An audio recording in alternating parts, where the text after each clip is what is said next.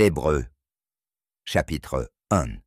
Dieu a parlé dans le passé aux ancêtres par les prophètes, à plusieurs reprises et de plusieurs manières. Dans les derniers de ces jours-ci, il nous a parlé par son Fils, et il l'a établi héritier de toutes choses. C'est par lui aussi qu'il a fait l'univers. Le Fils est la gloire même du Père, qui est manifestée, et la représentation exacte de l'essence du Père. Le Fils continue à soutenir, guider et mettre en mouvement toutes choses par sa déclaration puissante. Après avoir fait par lui-même la purification des péchés, il s'est assis à la droite de la majesté dans le ciel. Il est devenu tellement supérieur aux anges qu'il a hérité d'un nom qui est plus excellent que leur nom.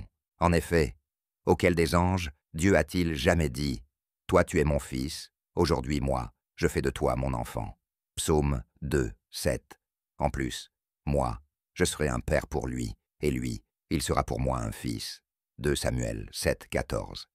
Mais pour le temps où il introduira de nouveau le premier-né, le chef, sur la terre habitée, il dit « Et que tous les anges de Dieu l'adorent ».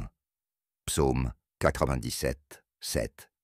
Et concernant les anges, il dit « Il a fait de ses anges des vents, et de ses ministres une flamme de feu ». Psaume 104, 4. Mais au Fils, il dit « Dieu, ton trône est pour le temps et l'éternité. Le sceptre de ton royaume est un sceptre de droiture. Tu as aimé la justice et détesté l'esprit des sans-loi. Dieu, c'est pourquoi ton Dieu a versé sur toi une huile de jubilation au-dessus de tes camarades. » Psaume 45, 6, 7. Et, toi Seigneur, au commencement, tu as fondé la terre, et les cieux sont les œuvres de tes mains. Ils périront tous, mais toi tu restes toujours. Ils vieilliront tous comme un vêtement. Tu les rouleras comme un manteau, et ils seront changés. Mais toi tu es le même, et tes années ne finiront jamais. Psaume 102, 25, 27. Et auquel des anges a-t-il jamais dit « Reste assis à ma droite jusqu'à ce que j'aie mis tes ennemis pour ton repose-pied » Psaume 110, 1.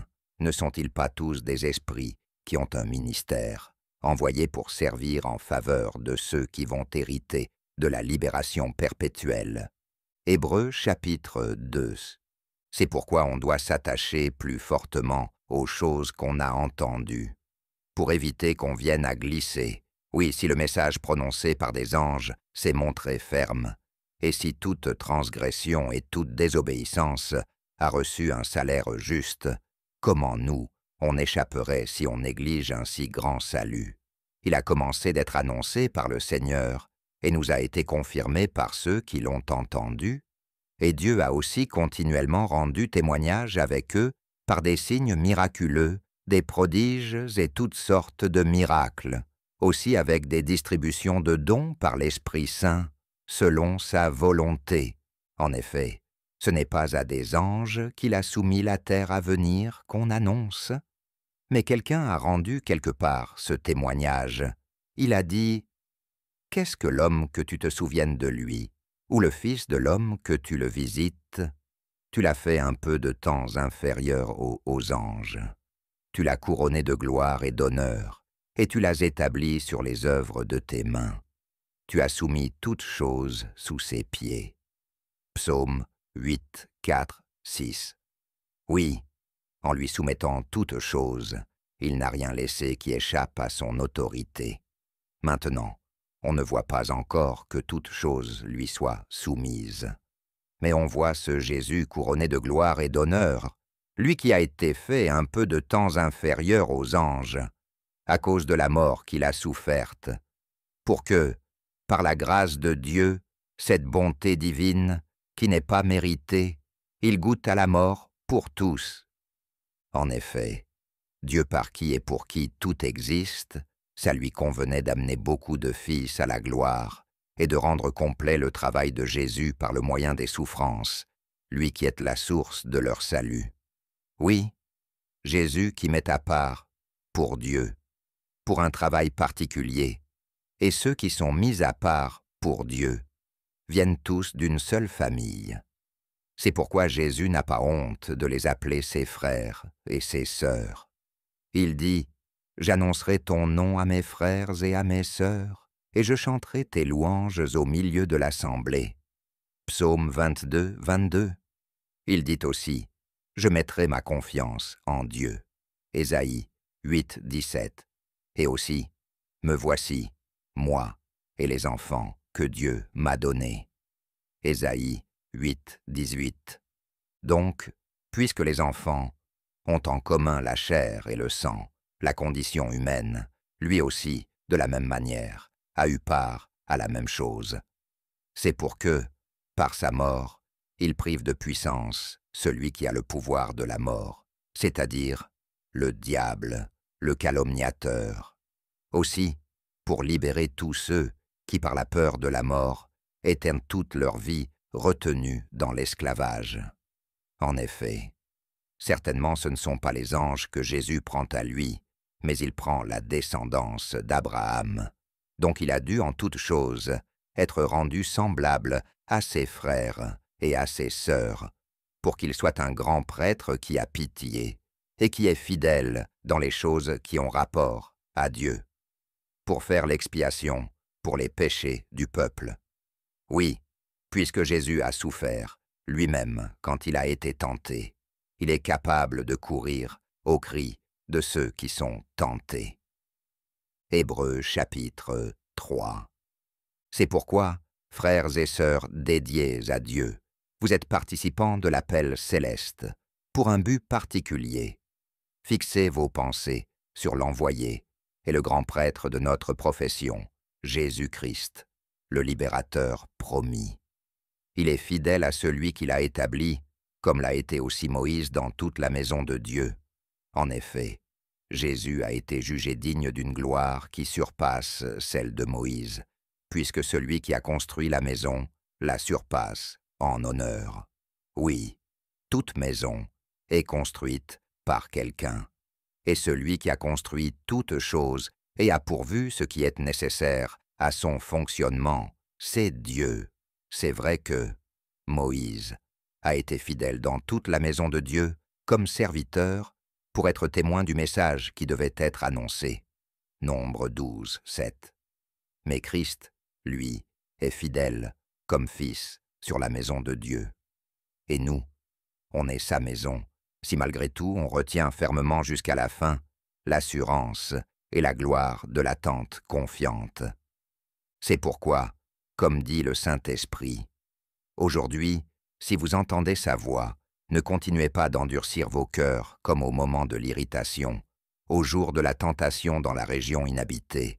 Là vos ancêtres m'ont testé et ont vu mes œuvres pendant 40 ans. C'est pourquoi j'ai été dégoûté par cette génération, et j'ai dit, « Ils s'égarent toujours dans leur cœur, et ils n'ont pas connu mes chemins. » Alors j'ai juré dans ma colère, s'ils entrent dans mon repos. Psaume 91, 7, 11. Frères et sœurs, faites toujours bien attention, qu'aucun de vous n'ait un cœur malfaisant et sans foi, qui se retire du Dieu vivant. Mais encouragez-vous constamment les uns les autres chaque jour, aussi longtemps que c'est dit. Aujourd'hui, pour éviter qu'un d'entre vous ne s'endurcisse par la séduction du péché. Oui, on est devenus les partenaires du Christ, le libérateur promis, à condition de retenir fermement jusqu'à la fin le principe de notre assurance. Et ça, pendant que c'est dit. Aujourd'hui, si vous entendez sa voix, arrêtez d'endurcir vos cœurs comme au moment de l'irritation. Psaume 95, 7, 8. En effet, qui est aimant ceux qui ont irrité Dieu après l'avoir entendu? N'est-ce pas tous ceux qui étaient sortis de l'Égypte sous la conduite de Moïse? Et avec qui a-t-il été dégoûté pendant 40 ans? C'est contre ceux qui ont péché, n'est-ce pas? Et leurs cadavres sont tombés dans la région inhabitée. Et à qui Dieu a-t-il juré qu'ils n'entreraient pas dans son repos? C'est à ceux qui étaient rebelles, n'est-ce pas? Et on voit qu'ils n'ont pas pu entrer, à cause de leur manque de foi. Hébreux chapitre 4. Puisqu'une promesse d'entrer dans le repos de Dieu nous est laissée, on doit donc avoir peur. Peut-être qu'un de vous semble s'être privé de ce repos. Oui, la bonne nouvelle nous est annoncée aussi bien qu'à eux au temps de Moïse. Mais le message qu'ils ont entendu ne leur a pas profité parce qu'il n'était pas combiné avec la foi chez ceux qui l'ont entendu. En effet, nous on a fait confiance et on entre dans le repos, selon ce que Dieu a dit, comme j'ai juré dans ma colère, s'ils entrent dans mon repos. Psaume 95, 11. Et ça, même si les œuvres de la création avaient été terminées dès la création du monde. Quelque part, au sujet du 7e jour, voici ce qu'il a dit. Et Dieu, le 7e jour, s'est reposé de toutes ses œuvres. Genèse 2, 2. Et ici aussi, s'ils entrent dans mon repos. Donc, puisqu'il reste à quelques-uns d'entrer, et que ceux à qui premièrement la bonne nouvelle a été annoncée ne sont pas entrés, à cause de leur rébellion, encore une fois, Dieu continue à indiquer un certain jour. Aujourd'hui, il a dit par David, si longtemps, après, comme ça a été dit. Aujourd'hui, si vous entendez sa voix, arrêtez d'endurcir vos cœurs. Psaume 95, 7. En effet, si Josué leur avait donné le repos, il ne parlerait pas après ça d'un autre jour. Il reste donc un repos de sabbat pour le peuple de Dieu. Oui, celui est entré dans le repos de Dieu, se repose aussi lui-même de ses œuvres, comme Dieu de ses propres œuvres. Dépêchons-nous donc d'entrer dans ce repos, pour éviter que quelqu'un ne tombe en donnant le même exemple de rébellion. Oui, il est vivant le message de Dieu, plein d'énergie et plus tranchant qu'aucune épée à 2 tranchants. Il pénètre jusqu'à la division de l'âme et de l'esprit, des jointures et des moelles, et il juge les pensées et les intentions du cœur. Aucune créature n'est cachée devant lui, mais toutes choses sont à nu et entièrement à découvert aux yeux de celui à qui on doit rendre compte. Donc, puisqu'on a un grand prêtre qui a traversé les cieux, Jésus le Fils de Dieu, qu'on retienne notre profession. En effet, on n'a pas un grand prêtre incapable de compatir à nos faiblesses, mais un qui a été tenté en toutes choses, comme nous, mais sans péché. On doit donc continuer de s'approcher avec assurance du trône de la grâce pour recevoir pitié et trouver grâce, cette bonté divine qui n'est pas méritée, pour obtenir un secours au bon moment. Hébreux chapitre 5. Tout grand prêtre pris d'entre les hommes est établi pour les hommes dans les choses qui se rapportent à Dieu, pour continuellement présenter des offrandes et des sacrifices pour les péchés. Il est capable d'avoir de l'indulgence envers ceux qui sont dans l'ignorance et qui s'égarent, puisque lui-même aussi est atteint de tous côtés par la faiblesse.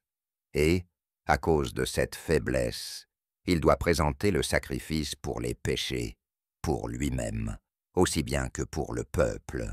Personne ne se donne cet honneur, mais il est appelé de Dieu, comme l'a été Aaron.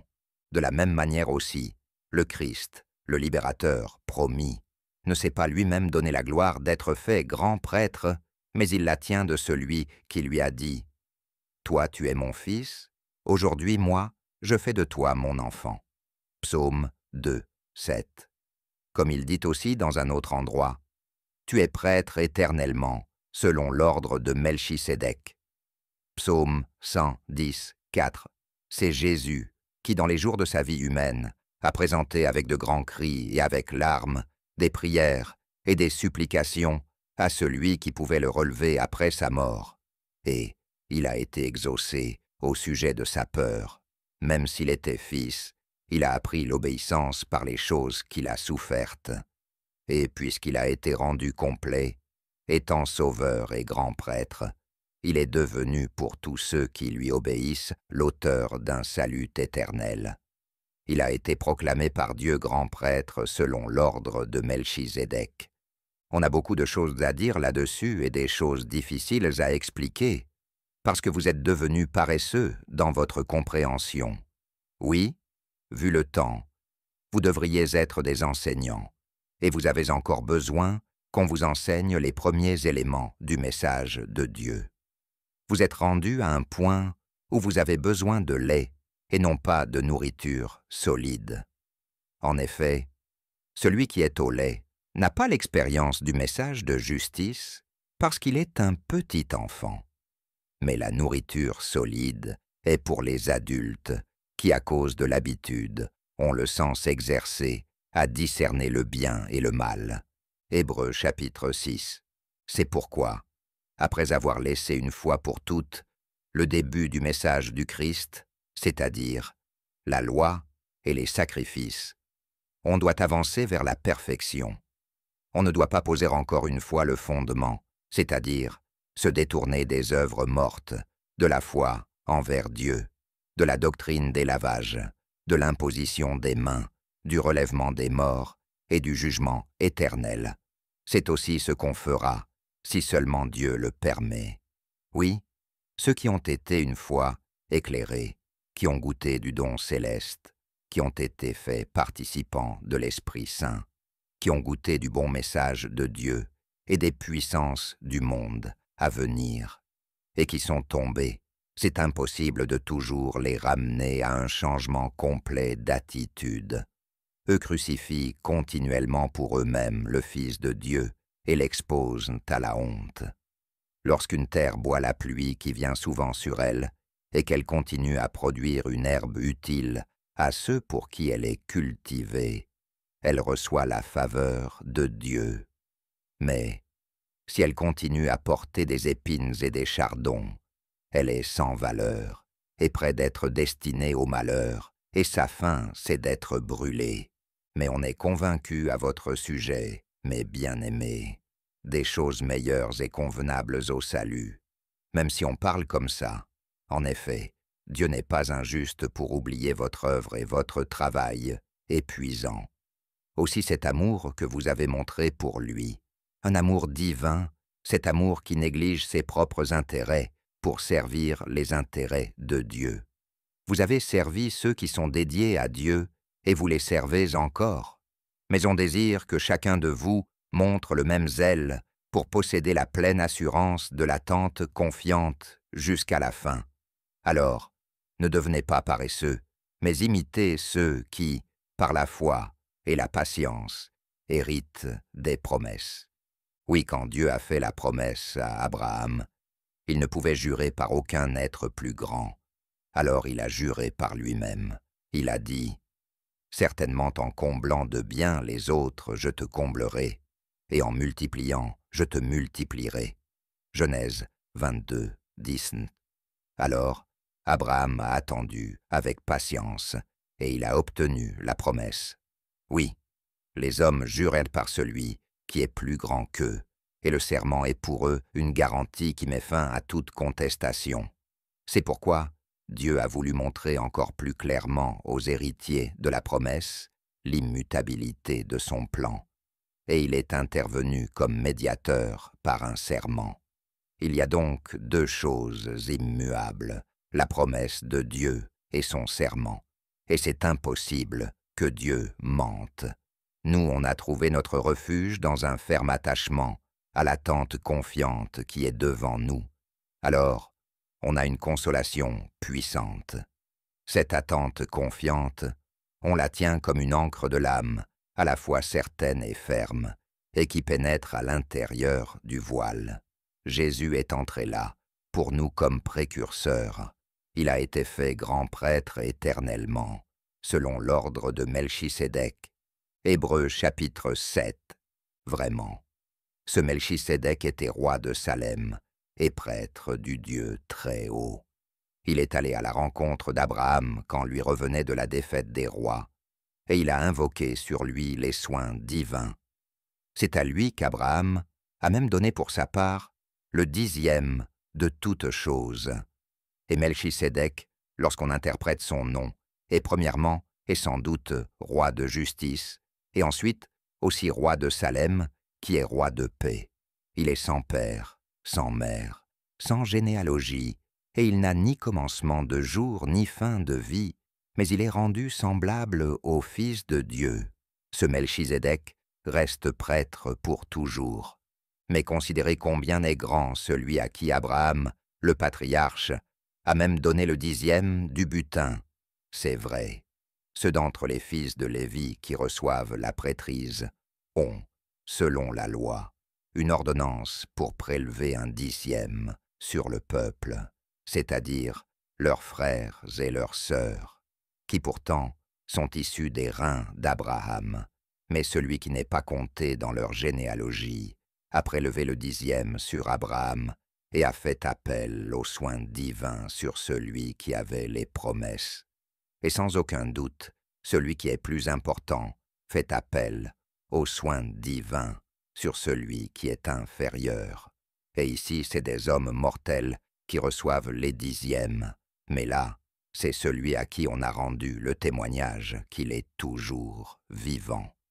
On peut dire que par Abraham, Lévi même qui reçoit les 10e a payé les 10e.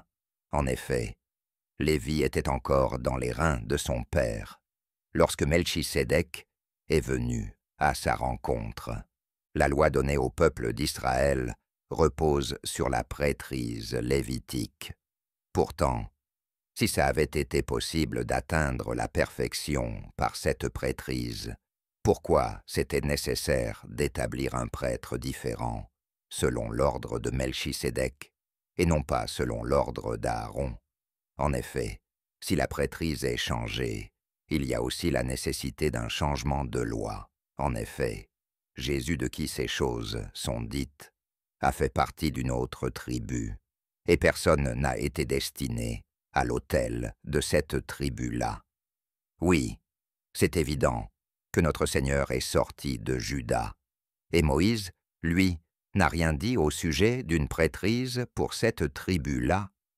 Et ça, c'est encore beaucoup plus clair s'il s'élève un autre prêtre d'une nature opposée, une nature divine, et qui ressemble, lui, à Melchisédek. Et lui, Jésus est devenu prêtre, non pas selon la loi d'un commandement basé sur un lien de parenté naturelle, mais sur la puissance d'une vie impérissable. Oui, Dieu rend ce témoignage.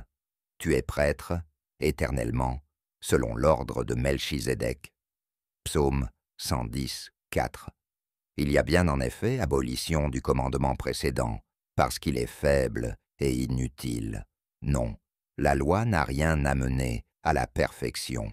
Mais c'est par l'introduction d'une meilleure attente, et c'est par ce moyen qu'on s'approche de Dieu. Et il faut ajouter que ça n'a pas été sans serment. Parce que si les Lévites ont été faits prêtres sans serment, Jésus, lui, l'a été avec serment par celui qui lui a dit « Le Seigneur a juré, et il ne le regrettera pas. Tu es prêtre éternellement, selon l'ordre de Melchisédek. » Psaume 110, 4. Bien plus même, Jésus a été fait le garant d'un testament tellement plus excellent. Et si les Lévites ont été faits prêtres en grand nombre, parce que la mort les empêchait d'être permanents, lui, Jésus, parce qu'il reste éternellement, possède une prêtrise permanente, qui ne se transmet pas. C'est pourquoi aussi il peut sauver complètement ceux qui s'approchent de Dieu par lui, puisqu'il est toujours vivant pour intervenir en leur faveur.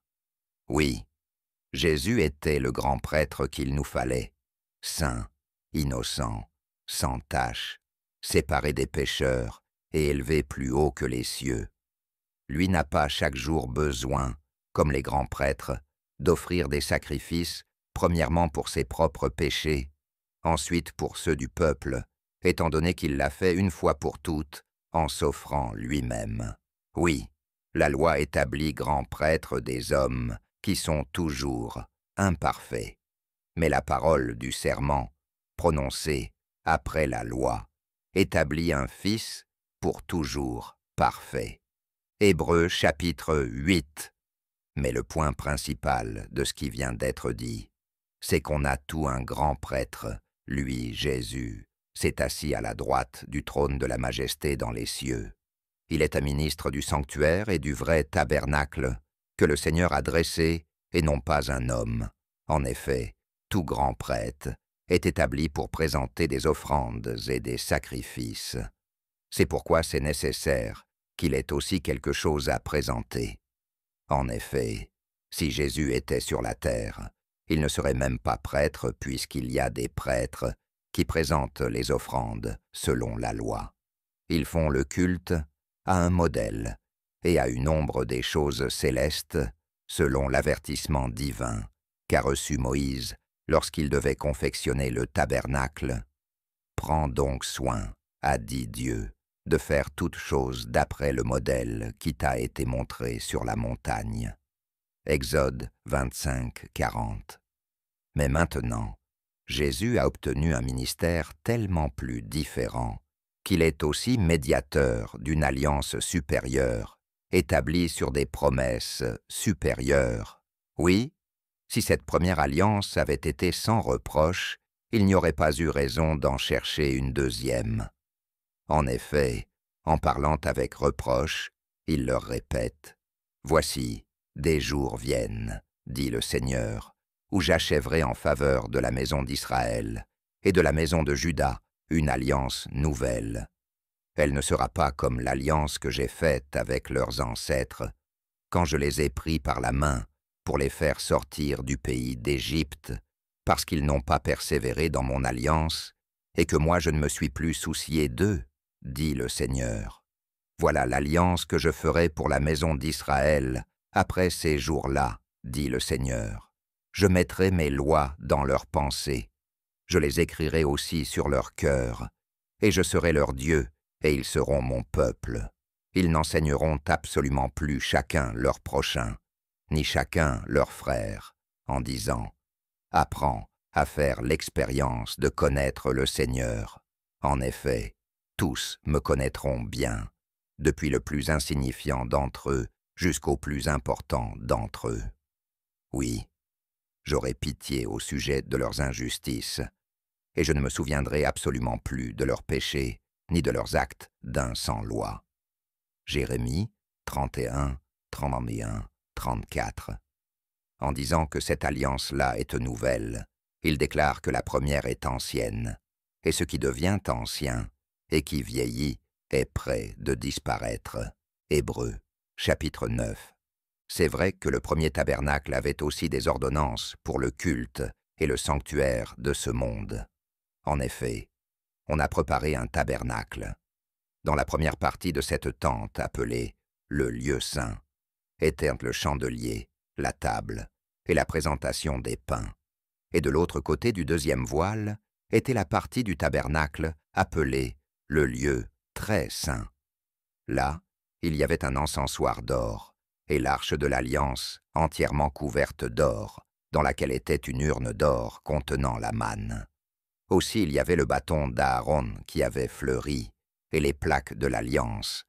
Et au-dessus de cette arche, des chérubins de gloire couvraient de leur ombre le couvercle destiné à l'expiation. Ce n'est pas le moment de parler en détail sur ces choses. Après avoir placé ces choses de cette manière, les prêtres qui font ce qui est ordonné pour le culte entrent bien continuellement dans la première partie du tabernacle, mais, dans la deuxième partie, on entre une fois par année. Seul le grand prêtre entre et non pas sans avoir du sang à offrir pour lui-même et pour les péchés du peuple commis par ignorance. Voici ce que le Saint-Esprit fait connaître, c'est que le chemin du sanctuaire céleste n'était pas encore révélé pendant que le premier tabernacle était encore debout. C'était là une parabole en prévision du temps présent. Pendant ce temps, on offre des offrandes et des sacrifices qui ne peuvent pas, en ce qui concerne la conscience, rendre complet celui qui rend ce culte. Oui, ces choses sont seulement en rapport avec des aliments, des breuvages, différents lavages, et avec des ordonnances qui ont rapport au corps. Elles sont imposées jusqu'à un temps de réformation. Mais Christ s'est avancé, lui, le grand prêtre des biens à venir. Il a traversé le tabernacle plus grand et plus parfait, qui n'est pas fait par des mains, c'est-à-dire qui n'est pas de cette création. Il est entré une fois pour toutes dans le sanctuaire, le ciel, non pas avec le sang des boucs et des veaux, mais avec son propre sang. Il a trouvé et obtenu pour nous une libération éternelle. Il a payé la rançon pour nous libérer. En effet, le sang des taureaux et des boucs et la cendre d'une génisse qu'on asperge sur ceux qui sont impurs font d'eux des gens dédiés à Dieu en ce qui concerne la pureté du corps. Combien plus puissant est le sang du Christ, le libérateur promis, qui par l'Esprit éternel s'est offert lui-même à Dieu sans défaut. Il rendra pure votre conscience des œuvres mortes, pour que vous rendiez votre culte au Dieu vivant. Et c'est pour ça qu'il est médiateur d'une alliance nouvelle, parce qu'une mort est arrivée pour opérer la libération des transgressions commises sous la première alliance. Ceux qui sont appelés pour un but particulier reçoivent la promesse de l'héritage éternel. En effet, où il y a un testament, c'est nécessaire que l'auteur du testament soit bien mort. Oui, c'est en cas de mort qu'un testament est valide, puisqu'il n'a jamais de force tant que l'auteur du testament est vivant. C'est pourquoi le premier testament non plus n'a pas été inauguré sans du sang. Oui, selon la loi, après que tous les commandements ont été annoncés à tout le peuple par Moïse, il a pris le sang des veaux et des boucs, avec de l'eau et de la laine, teinte en pourpre, et avec de l'hysope, et il en a aspergé le livre même, et tout le peuple. Il a dit, « Ceci est le sang du testament que Dieu a ordonné pour vous. » Exode 24, 8. Puis il a aspergé de la même manière avec le sang, et le tabernacle et tous les vases du ministère. Et c'est par du sang que presque toutes choses sont purifiées selon la loi. Et, si le sang ne coule pas, il n'y a pas de pardon. C'était donc nécessaire que les symboles des choses qui sont dans les cieux soient continuellement purifiés de cette manière, mais que les choses célestes elles-mêmes le soient par des sacrifices plus excellents que ceux-là. Non, ce n'est pas dans un sanctuaire fait par des mains humaines, une image qui correspond au vrai, que le Christ est entré, mais dans le ciel même, pour paraître maintenant devant la face de Dieu pour nous.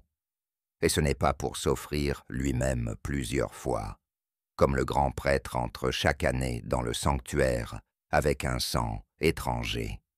À ce moment-là, il aurait fallu que Jésus souffre plusieurs fois depuis la fondation du monde.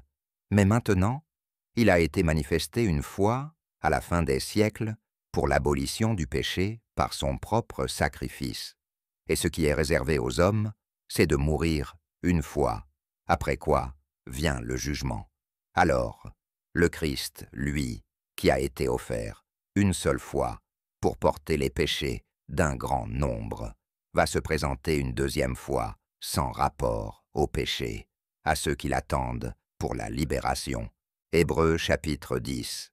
La loi est l'ombre des biens à venir et non pas la ressemblance même des choses. Elle ne peut jamais, par les mêmes sacrifices qu'on offre perpétuellement chaque année, rendre complets ceux qui s'approchent pour le culte. Autrement, on aurait cessé de les offrir, parce que ceux qui rendent ce culte, une fois purifiés, n'auraient plus aucune conscience de leurs péchés. Mais au contraire, il y a chaque année dans ces sacrifices un souvenir des péchés, parce que c'est impossible que le sang des taureaux et des boucs enlève les péchés. C'est pourquoi, quand Christ est entré dans le monde, il a dit « Tu n'as pas voulu de sacrifice ni d'offrande, mais tu m'as formé un corps.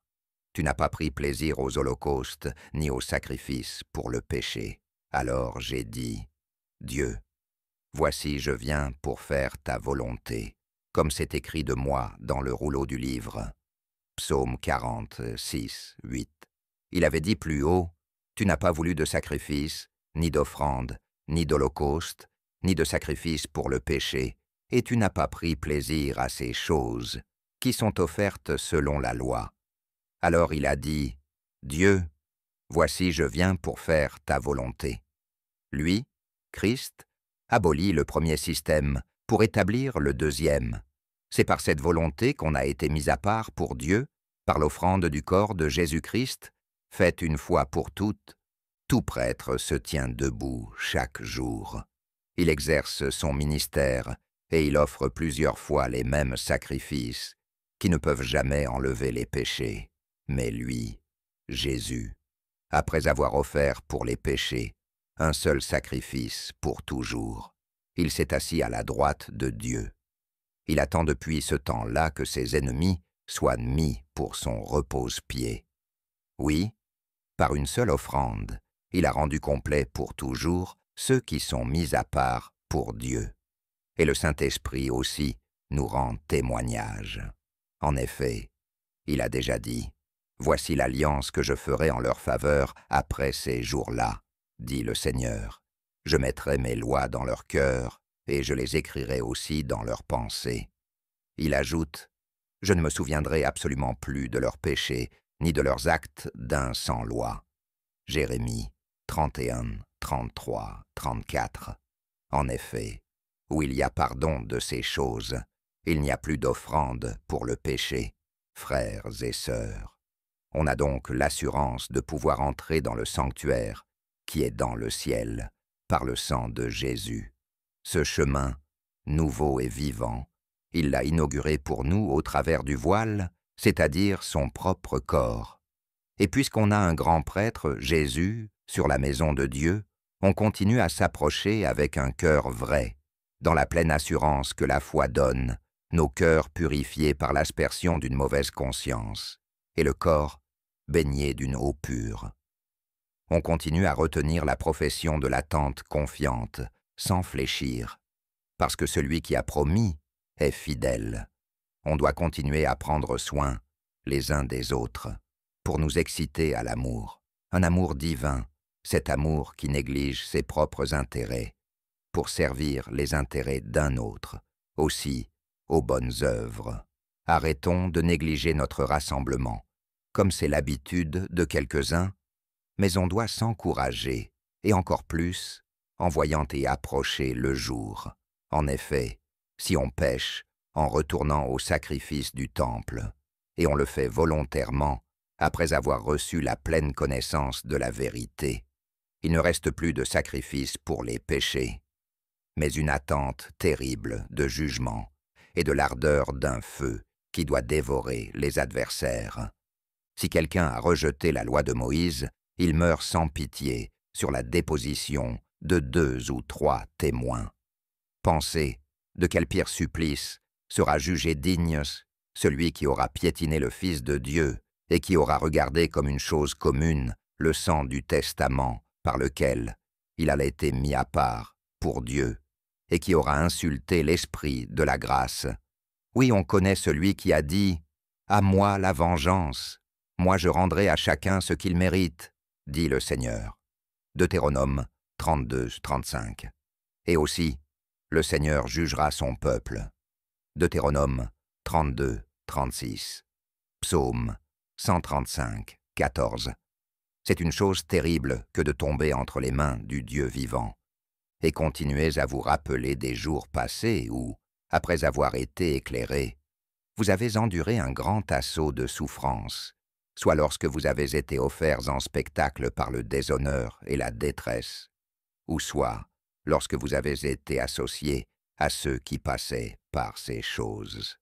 Oui, vous avez eu de la compassion pour moi dans mes liens, et vous avez accepté avec joie le pillage de vos biens.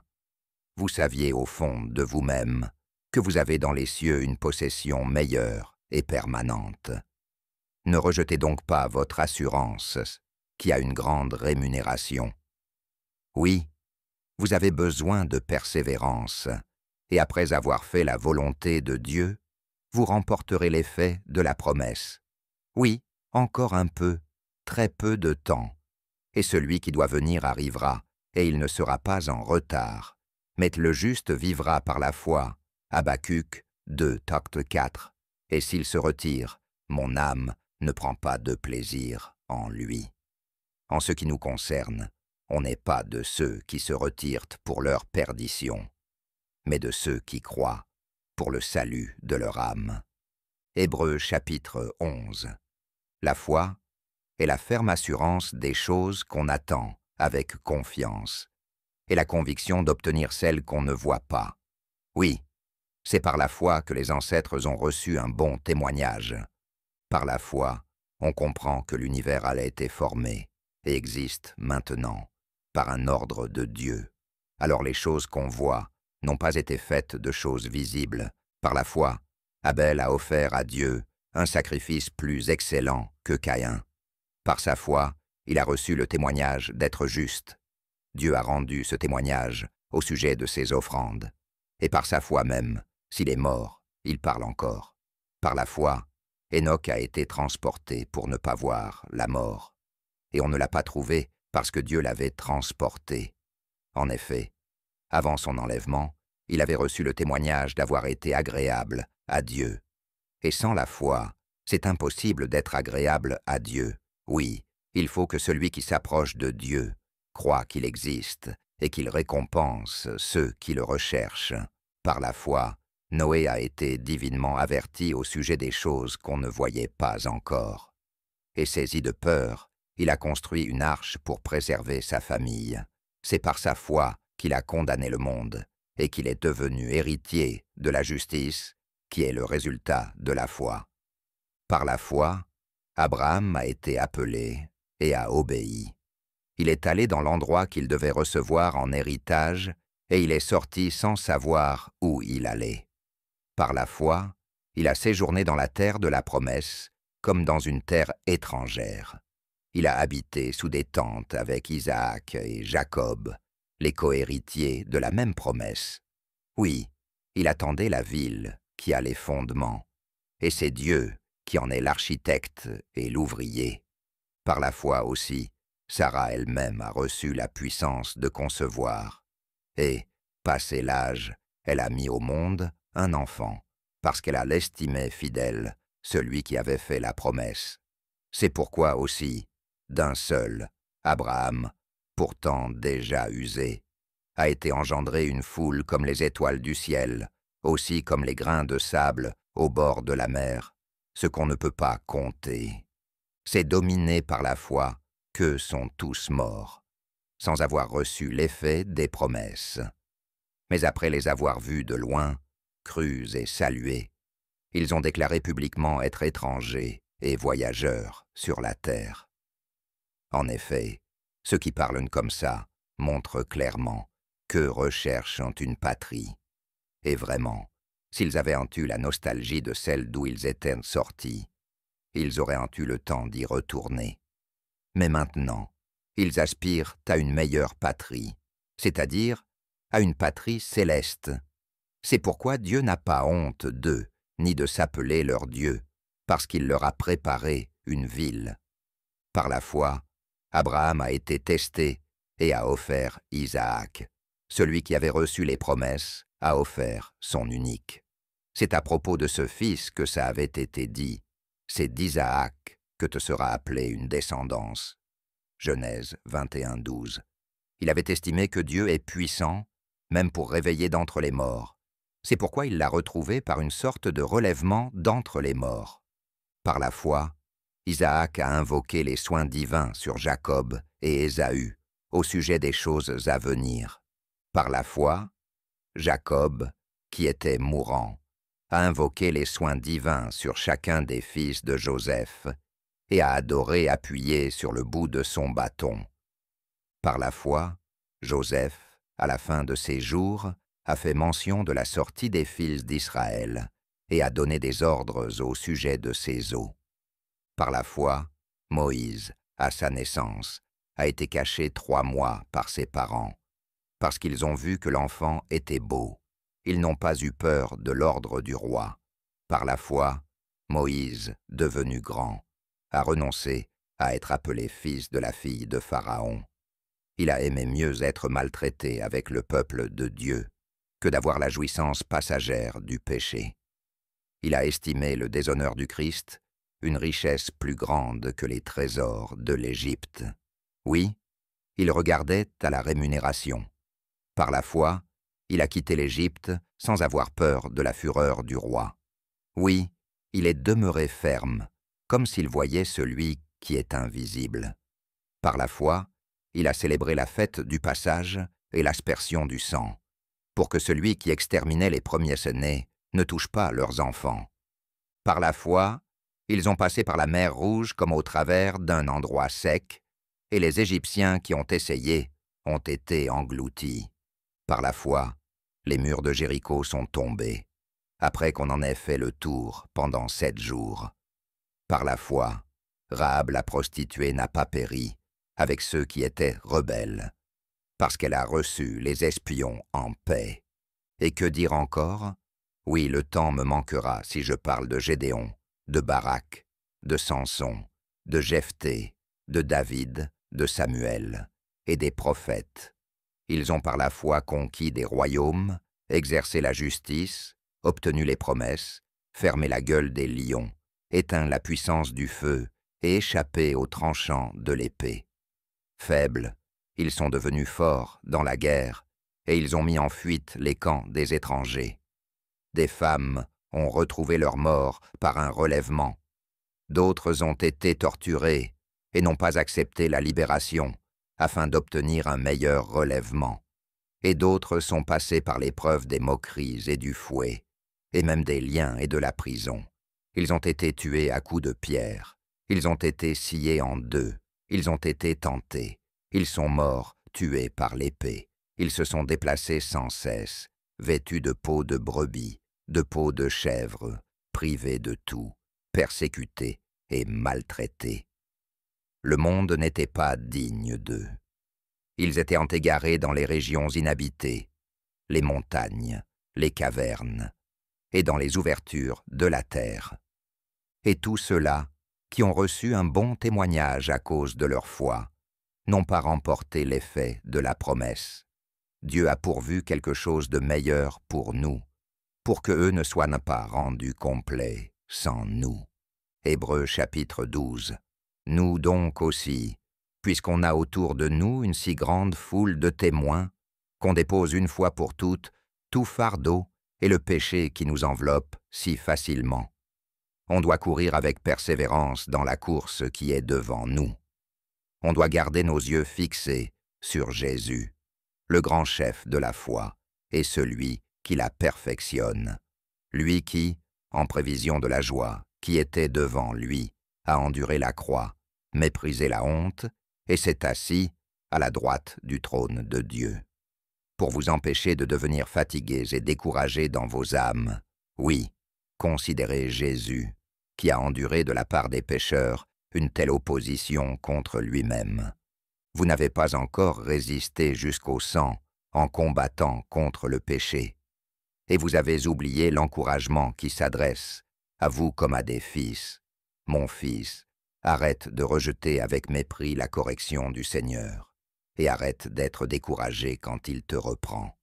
En effet, c'est celui que le Seigneur aime qu'il corrige, et il punit tout fils qu'il reconnaît. Proverbes 3, 11, 12. Si vous endurez la correction, Dieu se présente à vous comme à des fils. Vraiment, quel est le fils que son père ne corrige pas? Mais si vous êtes exempts d'une correction à laquelle tous ont part, vous êtes donc des enfants illégitimes et non pas des fils. D'un autre côté, nous, on a eu des pères terrestres pour nous corriger, et on les a respectés. Est-ce qu'on ne veut pas encore plus se soumettre au Père des esprits et vivre? En effet, cela corrigeait pour peu de jours, comme il le jugeait convenable, mais Dieu le fait pour notre avantage, pour qu'on ait part à sa sainteté. C'est vrai que toute correction ne semble pas immédiatement être un sujet de joie, mais plutôt de tristesse. Mais ensuite, elle rend un fruit paisible de justice à ceux qu'elle a formés. C'est pourquoi, fortifiez les mains affaiblies et les genoux paralysés. Ésaïe 35, 3. Faites avec vos pieds des traces droites, pour que celui qui est boiteux ne se tourne pas une cheville, mais que plutôt il soit guéri. Poursuivez toujours la paix avec tous, et une vie dédiée à Dieu. Sans ça, personne ne verra le Seigneur. Soyez toujours vigilants pour que personne ne se prive de la grâce de Dieu, cette bonté divine qui n'est pas méritée, et pour qu'aucune racine d'amertume ne pousse rapidement, occasionne du trouble et infecte beaucoup de gens. Aussi, pour qu'aucune personne ne soit sexuellement immorale ou étrangère aux choses de Dieu. Ce serait comme Ésaü, qui pour un seul aliment a vendu son droit de premier-né. Oui, vous savez bien que, même quand il a voulu ensuite hériter de la promesse avantageuse rattachée à ce droit, il a été rejeté. Non, il n'a pas trouvé le moyen de faire changer son père d'intention, même après l'avoir recherché avec larmes. En effet, vous ne vous êtes pas approché d'une montagne qu'on touche avec la main, ni d'un feu brûlant, ni d'un tourbillon, ni d'une obscurité, ni d'une tempête. Vous n'avez pas entendu le son d'une trompette, ni d'une voix qui parlait d'une manière à ce que ceux qui l'ont entendu ont refusé que la parole leur soit adressée. En effet, ils ne supportèrent pas ce qui était prescrit. Si même une bête touche la montagne, elle sera tuée à coups de pierre ou transpercée d'une lance. Exode 19, 19, 23. Et ce qui apparaissait était si terrifiant que Moïse va dire « Je suis épouvanté et tout tremblant ». Deutéronome 9, 8, 19. Mais vous vous êtes approchés de la montagne de Sion et de la ville du Dieu vivant, de la Jérusalem céleste et d'un nombre incalculable d'anges. Aussi vous vous êtes approchés de la réunion solennelle et l'assemblée des premiers-nés, les héritiers, inscrits dans les cieux, du juge qui est Dieu de tous, d'esprit de juste rendu complet, de Jésus, le médiateur d'une nouvelle alliance, et du sang d'aspersion qui prononce de meilleures choses qu'Abel. Faites toujours bien attention de ne pas refuser celui qui parle. Oui, si ceux-là n'ont pas échappé qui ont refusé celui qui, sur la terre, les avertissait, combien moins échapperons-nous, si nous on se détourne de celui qui parle des cieux. Lui, sa voix a dans le passé ébranlé la terre, mais maintenant il a fait une promesse. Il a dit, « Encore une fois, je remuerai, pas seulement la terre, mais aussi le ciel. » Agé 2 ou 1,6. Et ces mots, encore une fois, indiquent la disparition des choses ébranlées, c'est-à-dire choses qui ont été faites, afin que celles qui ne sont pas ébranlées restent. C'est pourquoi, puisqu'on recevra un royaume inébranlable, on doit retenir la grâce, cette bonté divine qui n'est pas méritée. Et par elle, on peut rendre notre culte à Dieu d'une manière qui lui est agréable, avec estime et peur, une peur mêlée d'un respect profond et d'une grande considération. Oui, notre Dieu est aussi un feu qui consume. Deutéronome 4, 24. Hébreux, chapitre 13. Que l'affection fraternelle reste. N'oubliez pas l'hospitalité, parce que par elle, sans le savoir, quelques-uns ont logé des anges. Continuez à vous souvenir des prisonniers, comme si vous étiez en prison avec eux, de ceux qui sont maltraités, comme si vous étiez vous-même dans leur corps. Que le mariage soit honorable entre tous, et le lit sans tache. Dieu, lui, jugera ceux qui ont une vie sexuellement immorale et les adultères. Que votre manière de vivre soit sans affection pour l'argent. Contentez-vous de ce que vous avez, parce que Dieu lui-même a dit « Je ne te laisserai certainement pas, et je ne t'abandonnerai certainement pas non plus. » Josué 1, 5. On dit donc avec assurance « Le Seigneur est mon aide, et je n'aurai pas peur. Qu'est-ce qu'un homme pourrait bien me faire ?» Psaume 118, 10. Souvenez-vous toujours de vos conducteurs. Ils vous ont annoncé le message de Dieu, et en considérant le résultat de leur conduite, imitez leur foi. Jésus-Christ, le libérateur promis, est le même hier, aujourd'hui et pour toujours. Vous devez arrêter d'être emporté ici et là par toutes sortes d'enseignements étranges. Oui, c'est bon que le cœur soit affermi par la grâce et non pas par les aliments. Ce sont des observances qui n'ont pas profité à ceux qui ont marché dans ces choses. Nous, on a un autel où Christ s'est offert et où ceux qui font le service au tabernacle terrestre n'ont pas le droit de manger. En effet, le sang des animaux est apporté pour le péché dans le sanctuaire par le grand prêtre, mais leurs corps sont consumés à l'extérieur du camp. C'est pourquoi Jésus aussi, pour mettre à part pour Dieu le peuple par son propre sang, il a souffert à l'extérieur de la porte, qu'on sorte donc vers lui à l'extérieur du camp en portant son déshonneur. En effet, on n'a pas ici une ville permanente, mais on recherche celle qui est à venir. Par Jésus, on doit donc continuellement offrir à Dieu un sacrifice de louange, c'est-à-dire le fruit de lèvres qui déclare publiquement son nom. Mais arrêtez d'oublier de faire le bien et de partager vos biens, parce que Dieu prend plaisir à de tels sacrifices. Obéissez toujours à vos conducteurs, et soumettez-vous à eux parce qu'ils veillent sur vos âmes, comme s'ils devaient rendre compte, pour qu'ils le fassent avec joie et non pas en gémissant, ce qui serait pour vous désavantageux. Priez pour nous. Oui, on a l'assurance d'avoir une bonne conscience. On veut, en toute chose, se conduire convenablement. Mais je vous encourage encore plus à prier, pour que je vous sois rendu plus tôt. Le Dieu de la paix a fait remonter d'entre les morts le grand berger des moutons, notre Seigneur Jésus, par le sang d'une alliance éternelle. Qu'il vous rende capable de toute bonne œuvre, pour faire sa volonté. Qu'il fasse en vous ce qui est agréable devant lui, par Jésus-Christ, le libérateur promis, à qui soit la gloire pour le temps et l'éternité. C'est la vérité. Je vous encourage toujours, frères et sœurs, à supporter ce message d'encouragement, parce que je vous ai écrit en peu de mots. Vous savez que le frère Timothée a été relâché. Je vais vous voir avec lui, s'il vient bientôt. Saluez tous vos conducteurs et tous ceux qui sont dédiés à Dieu. Ceux d'Italie vous saluent. Que le grâce, cette bonté divine qui n'est pas méritée, soit avec vous tous. C'est la vérité.